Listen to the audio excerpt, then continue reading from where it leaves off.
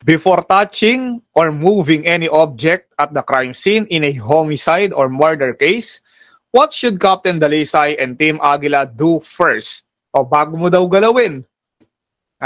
Kahit anong makikita mo sa crime scene, anong dapat mong gawin muna? A, B, C, or D? Anong sagot ng mga buddies?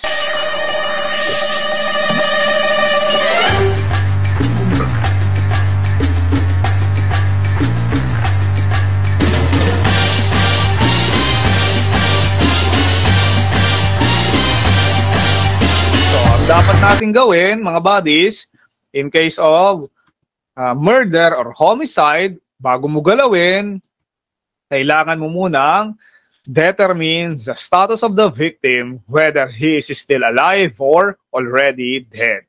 Katulad ng diniscuss natin kanina, ang purpose niyan, lalo na kung buhay pa yung isang tao, ay dalhin mo sa pinakamalapit na libingan. Damn! Alibigan. Hindi, pagamutan.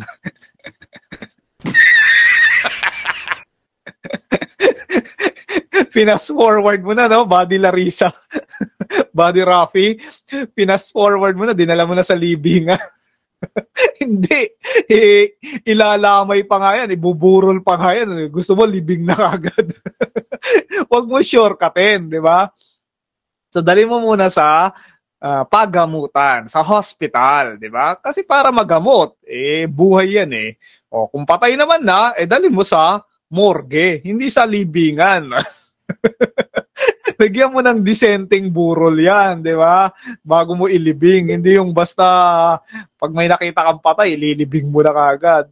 Makakasuhan ka pa ng pamilya ng nasabing patay, di ba? So, yan yung una mong gagawin bilang nagre-responde sa mga ganyang homicide or murder case. Yes, di ba? I-embalsamuhin muna. Kasi nga, hindi mo kagad ililibing.